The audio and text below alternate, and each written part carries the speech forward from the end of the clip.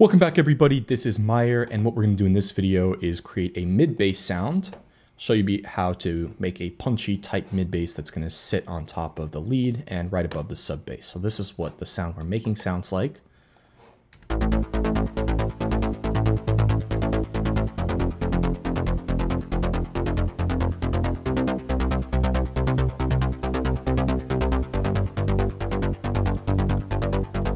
And with the rest of the sounds.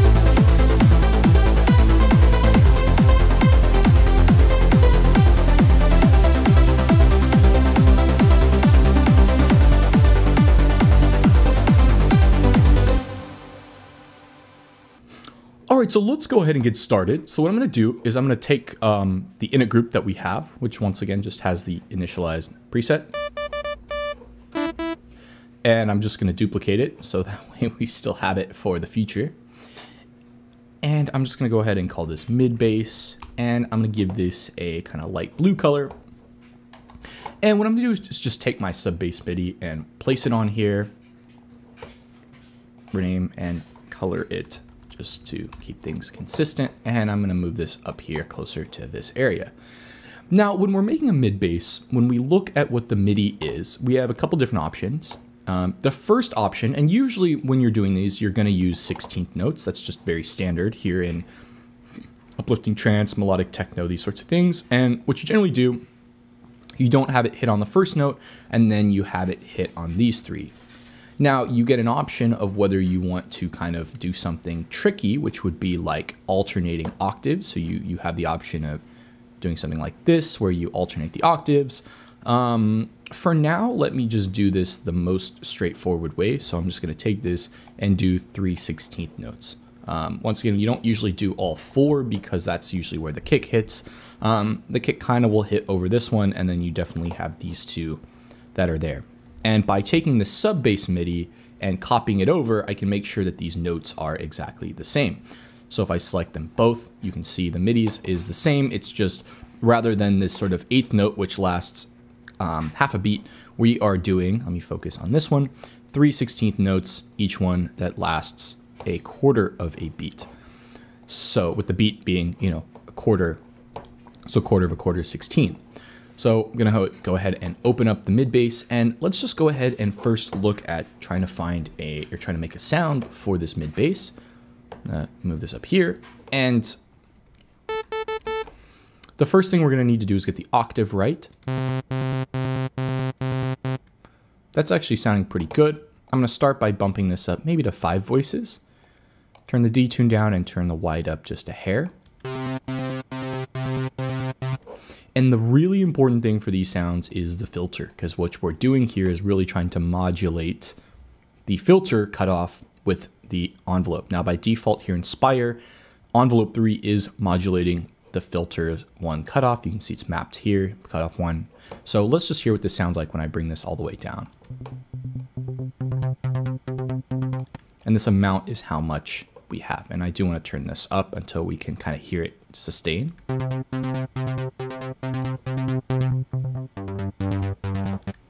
This is also a little too long, so I'm going to back this off.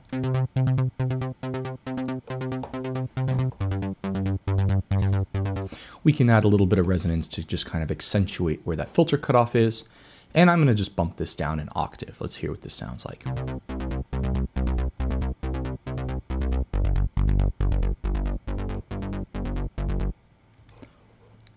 Sounding good. Let's move on to oscillator 2. And we're going to bring this in. This, I'm going to keep it at this higher octave, and I'm going to bump this up to, let's say, 7 voices.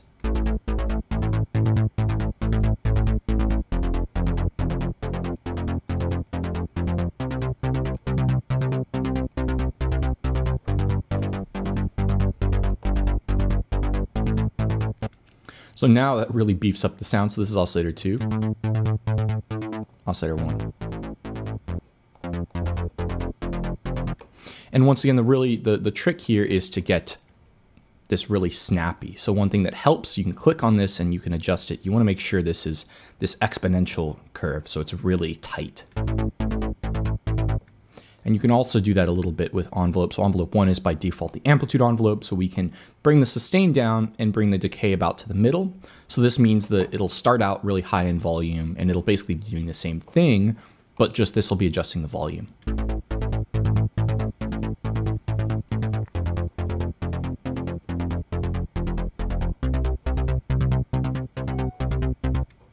Last but not least, I may try bringing in oscillator 3, and I don't want this to be doing anything other than just being right down the middle. So I don't want to have any wide, I don't want to have any detune, just one voice right down the middle. Let's see if this just sounds good added. The idea is to just give it some sort of solid note that's always playing.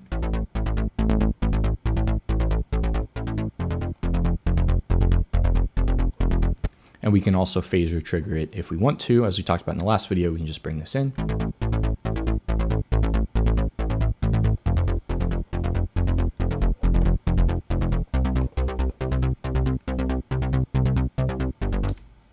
Sounding good. Now we can go over to the effects. The first thing I want to do is add a little bit of ping pong delay. So by default, here this is on 1/8. We want to make sure we sync this to the tempo. So let's start with 1/8 by 1/8 and bring up the dry wet.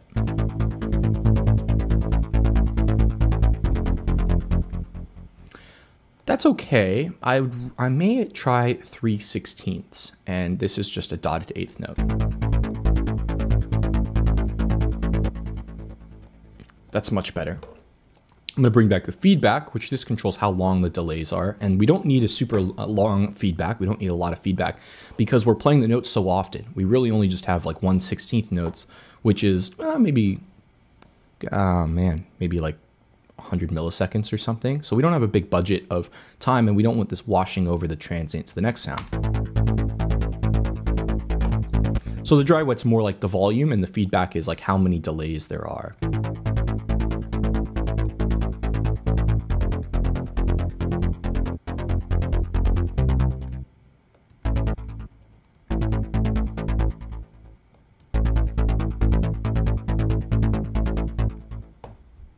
That's sounding pretty good. And the last thing I may do is this color.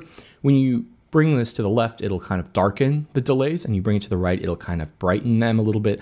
I like turning this to the right because this cuts out some of the low end of the actual delays themselves.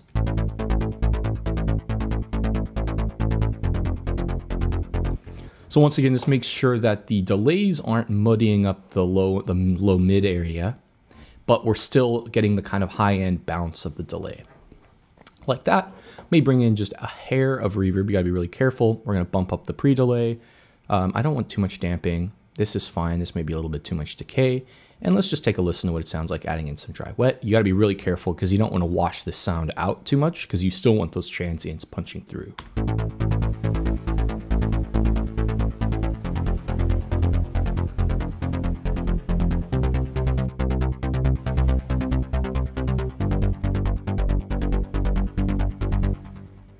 It does help a little bit, just making sure you mute it and you don't mute it. And what I may do is just try adding this shaper, just give it a little bit of drive, a little bit of warmth. I like this warm drive. There's also these two modes which can help, but warm is good for this sound.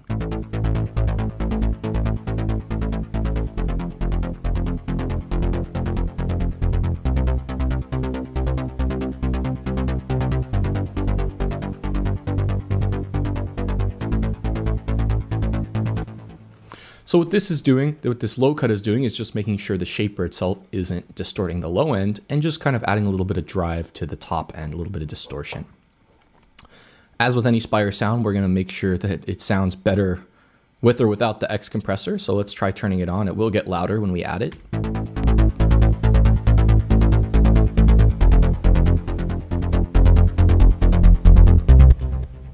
I like that sound. I like that with it on, just a hair. So we're gonna keep that on. And the last thing I'm going to do, I am going to turn on the EQ, and I'm going to take this low shelf, and I'm just going to cut this down.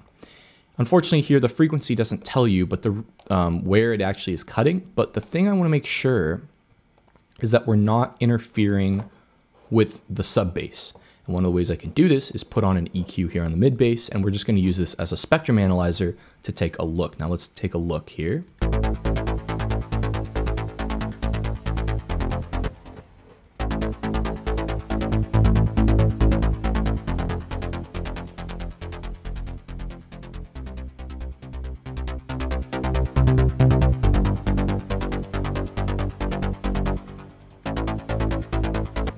The other thing we can do is boost a little bit of the low mids. Let's find out where it sounds good.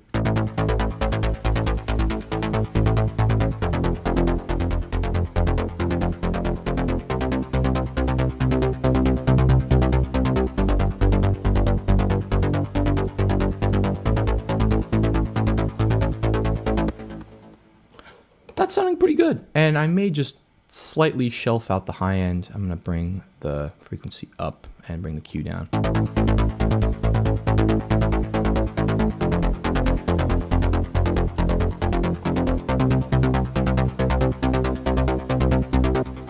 Let's hear this in context with the kick and the sub bass. Actually, I can just solo this group and just turn the lead off.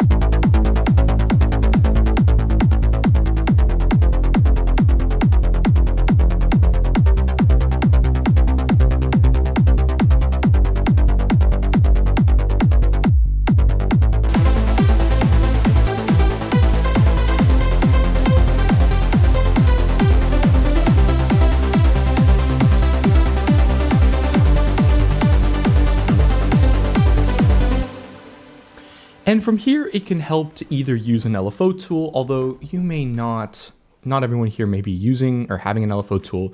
So what I'm going to do is put on a compressor. Now I'm going to sidechain this from the kick. And the reason I want to do this is to just basically this first 16th note is overlapping when the kick plays, and I don't want it. I want this note to be slightly less in volume.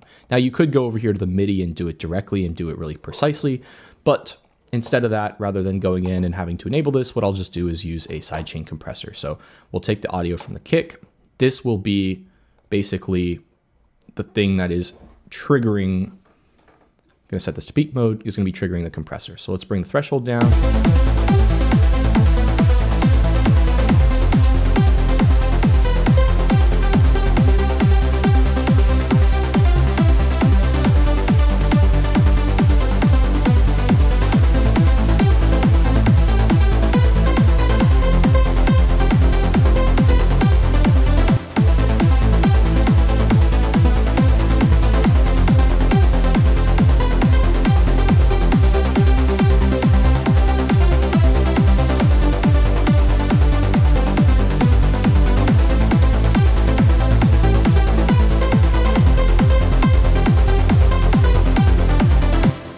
And one of the things, so I'm just turning off the knee. I don't want this doing any soft knee stuff. We can take a look here at this mode. They have different modes.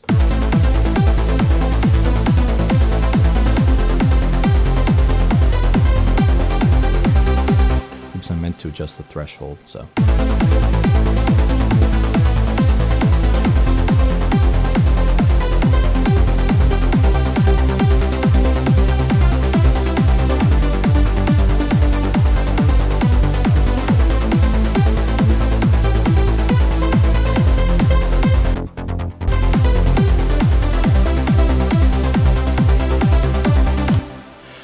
That is sounding good. The last thing I want to do to this sound to just really make sure it's punching through, because I think the transient of this is getting lost just a hair, is I'm going to take oscillator 4 and I'm going to set this to noise mode. And I'm going to turn off key tracking. And the reason I want to do this is so we can, of course, adjust, the actual frequency of the sound. And I'm going to just push this here so we get some noise. So this is what it sounds like. And we're just going to bring this in, dial this in just a hair to basically see what it sounds like.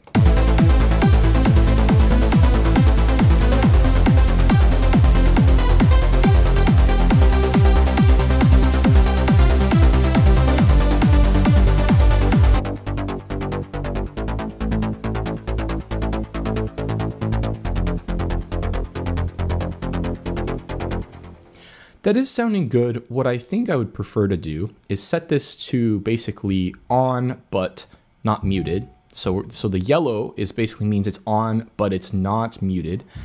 And I'm going to go over to envelope 2, and I'm going to just add a little bit of decay. And I'm going to take this, and you can do this by right clicking and bring this over to the amount. And the reason I want to do this, the reason I'm doing it this way, is now we can add in this noise by adjusting this amp, but it's going to be much shorter than the overall sound. So it's just that initial click, that initial first part of the sound. So let's take a listen to what this would sound like. Notice how that sounds much tighter than if I...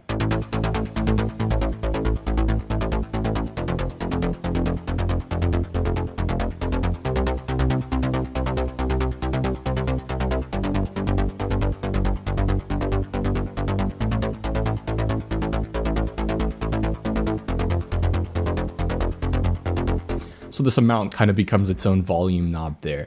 And I really like the way that sounds. I think this is really helping just cut through. So let's listen to that in context.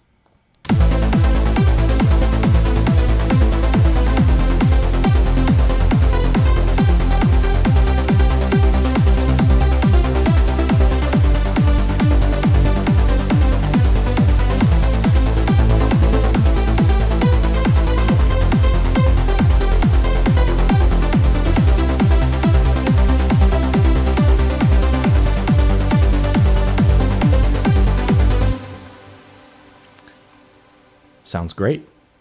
Thanks you guys so much for watching. I'll see you in the next video.